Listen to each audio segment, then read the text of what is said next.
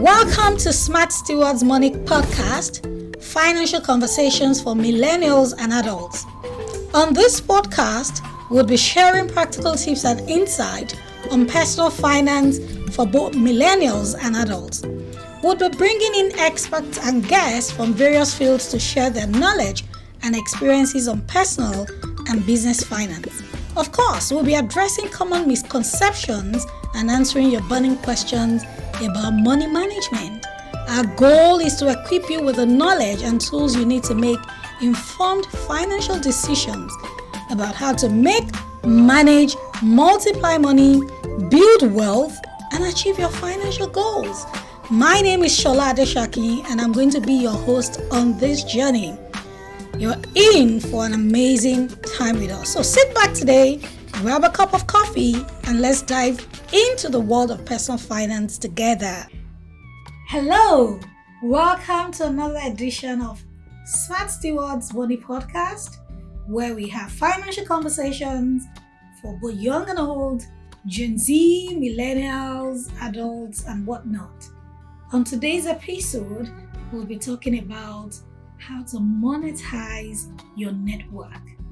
At Smart Stewards, we provide the courses, conversations, communities, challenges, and everything to help you win with your finances. We teach the make, manage, and multiply money message.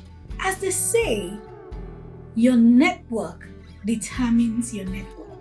My name is Shola Adeshaki, and today I have the very delectable Morenike Amosu in the studio with me. And we'll be talking about how to monetize your network. Ladies and gentlemen, this is going to be an interesting one. Hi Morenike, how have you been? Good afternoon, SA. It's nice of you to have me today. I've been very fine. Awesome. Now, when we talk about networking, there are different schools of thought. Some people would say, I am a very private person. You know, there's a lot going on out there. You don't want your issues out there in the public in this world of social media. So I keep to myself. When I go for events, I mind my business. I learn the things I'm supposed to learn, and I go back home. And there's the other school of thought that says that, you know what? You've got to be out there. You've got to be seen. You've got to be heard. What are your thoughts about monetizing your talent? And first of all, please tell us what you do. Okay, good afternoon, everyone. Thanks for having me, Coach Ese. Like I said earlier, I am a fashion retailer. I also train, I build capacity, and it's nice to be on the show today. Okay, so your question again, ma'am. So, what are your views about monetizing your network? What are your views about, having people in your network, in your circle, and how you can now not monetize literally, like you're not selling your, you're not selling your people, but how do you maximize your connections, your relationships in a win-win way, in a profitable way, for you and for those in your circles? Okay, so first thing, I'll start with C. Privacy no help anybody. Can we agree now? Who private help? You want to go to an event, you spend time, you're being intentional, and then you get there and you're thinking, no, I don't want it to be misconstrued. So first things first, in being intentional, I think that we should kill the user vibes.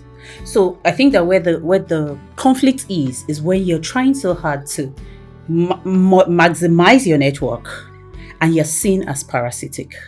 And so what works for me is that a few years ago, I was in a community and then I learned about connectional intelligence. And because we understand that, emotional intelligence is idea, social intelligence, connectional intelligence is every time you're thinking of getting something from someone, you're going to say, what will I do for this person that leaves a lasting memory? Trust me, it's so much mental work that by the time you're done, if you're intentional and you intend to do good to this person, you would have tilted the scale enough to get this person to, see you, notice you. What can I do? Coach SA is very influential. What can I do? Don't forget that plenty of people are probably even trying to get this attention. Plenty of people know this thing that I know. And so there must be that intent that is not selfish. Because if you serve, trust me, as sure as can be, it's coming back to you. Thank you. Awesome. I love it. Guys, I have in recent times learned that you need people. You need people in your life. I see. And I used to be very shy and reserved. Like, Sure. you go to events, you want to sit at the back, and there are seats in front. I used to be in that. Excuse team, you. but I have changed. Thank God. And I used to go to events, collect complimentary cards, business cards. How many of you have cards upon cards upon cards upon cards at home, and you don't even remember, who is who? Those are some of the things that we the ways that we sort of should change ourselves when it comes to networking. And you see, networking can come in different ways. Yeah. But yeah, literally when you network, you go out, you meet people, sometimes online, as the world has become. And one of the things I have personally done in recent times, over the years, I've pivoted from being that shy, introverted. I'm not an introvert, maybe I wasn't an introvert, but maybe I was an introverted extrovert. Do you get? Environmental induced. Exactly. So these days, I have realized that networking has helped. And, some of these things I'm sharing today, I learned maybe just about 2 or 3 years ago. I learned that, you must be able to put yourself out there. For example, you go to places, you must be able to, mix with people in the room and not just collect cards. These days, I don't collect cards. I actually touch base with the person, find a common ground, and we talk and we exchange phone numbers right there and there and send one another a message. Now, there are many things we can talk about these things, in many areas. And, these days you can create QR codes for your contact, depending on what you want to share. Right there and there, we connect on LinkedIn. If there are the people who would say, are you on Instagram? Because I think, when it comes to corporate and career, I think LinkedIn is such an important social media handle or social media platform. But our generation, are you on LinkedIn? Are you on Instagram? Are you on TikTok? So what you're trying to gain in that season of your life should determine where you're connecting with people. So these days I have sort of moved gradually away from connecting. What's your Instagram handle? No way. What is your mobile number? Collect it. What is your LinkedIn? Collect. We exchange emails, and we're talking about things that we can do. And one thing I've also done is, as soon as I get home, or maybe the next day tops, I send an email. So we cement that new relationship, and we build on that. But those are even the practical sides of it. Let's talk about the benefits of connecting with people, benefits of networking, benefits of having people in your circle. You said something earlier on about not being parasitic. I totally agree. What we have just shared so far is about meeting new people. How about the people who are already existent in your circles? How do you flow with them? How do you make it a win-win situation, mutually beneficial relationship, whereby you're looking out for my good, I'm looking out for your good? What are some of the things that you think we can do to just sort of, make our relationship sweat and make money for us? Okay, thank you once again, Coach Essay. Off the tops of my head, I'll say, be the value. And no, this is not just cliche. It means that for every time someone in your community needs something and you know how to get it, just move the extra. Just shift base, because trust me, the way life is arranged, you're going to need something. I've seen the best of the deals I've gotten, the best of life experiences I've gotten are from my community. So it doesn't belittle the fact that I know to do what I currently do. It's the fact that somebody trusts me beyond and can see the human, or can see a certain time when I have moved. So at times, let's say I'm in a community or I'm in a group or a setting, I say to myself, so someone says, please, who knows where I can get something it's not in your circle, please, I just want a surveyor.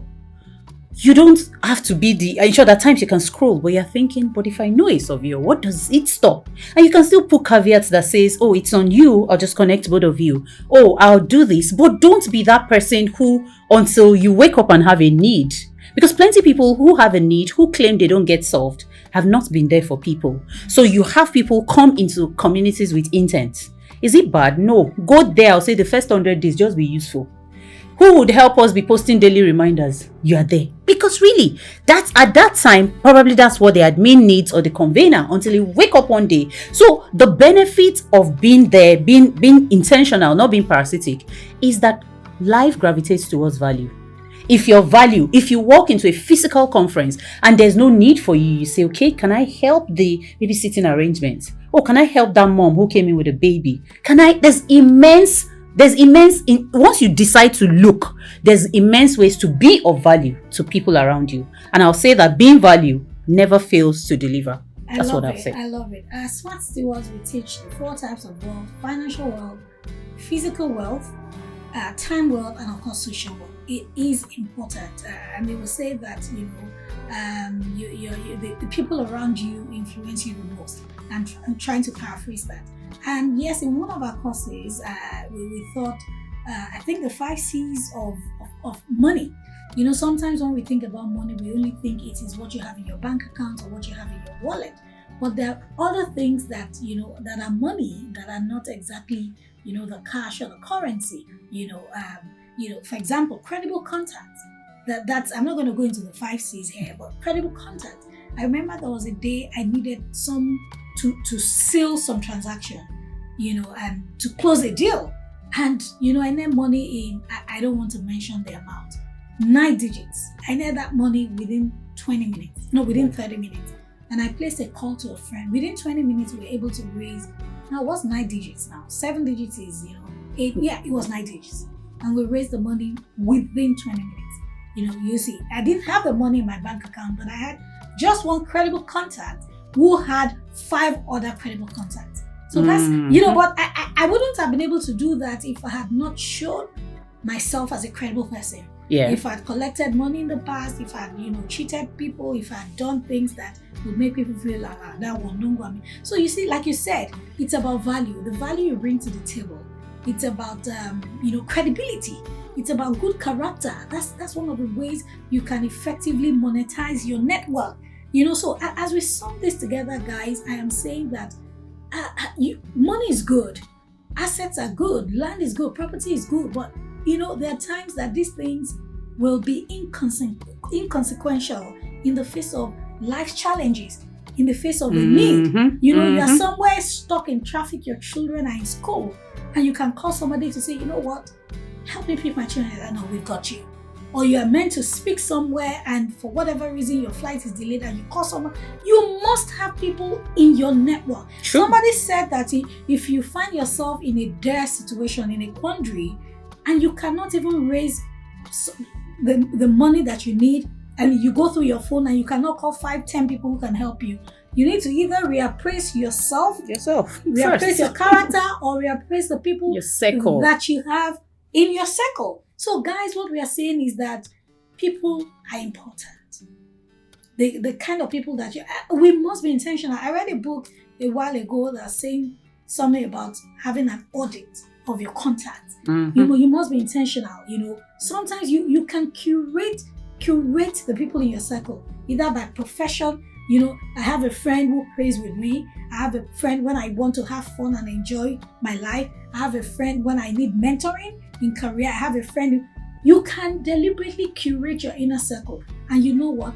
It is not just about getting and getting and getting. It is about what you bring to the table as well. So Marineka, as we wrap this up, what would be your final thoughts on networking and really sweating your relationships? Okay, thank you. I'd say that as far as networking is concerned, you must always think, what will I do that makes me remembered in rooms where I am not? One, as you are thinking that way, you're going to say, who is it that I can help bring to a room where they're not? Somebody is saying, we need a guest for something. You're saying, oh, I know the perfect person. Maybe a speaker for something. Somebody that who is good in their field, who probably doesn't have enough opportunities at the moment, who just a recommendation will change their stakes. And so you're saying, as much as I want to, so when I want to be recognized in rooms where I'm not, my integrity, my character, all of the things I bring to play, the not cheating out my friends, all of that comes to play. However, there's that person who always seems like, oh, you need to pull along. So you're saying, as much as I want this for myself, can I pull someone in? Can I pull people in so much that it becomes almost a no-brainer that, when it comes to pushing in, someone says, that person is long overdue. Just get her in the room already. And that would be my advice, to always think that way. And you know what? It would always come back to you. So there's that thing about, find your way into the room, find a seat at the table. It's not enough to just find a seat at the table. Make sure that you create room for others to be at the table with you. This has been very insightful. Guys, at Smart Stewards, we teach the dynamics of making, managing, and multiplying money. We want you to check out what we do at the Academy. We have loads and tons of courses at different levels for children, at the Smart Stewards Junior Club, for teenagers, for people who are just starting out on their career, Gen Z, millennials, people who even think they are late bloomers. Some people are in their 30s, in their 40s, and they think that they are, lagging behind and all of those things. We've got you. We have accountability partners. We have the systems and structures that will help you win with your finances. So check out what we do at Smart Stewards. Just go to smartstewards.com and we'll be there to help you on your journey to financial freedom. Until we see you next time, keep winning with your finances. Bye-bye.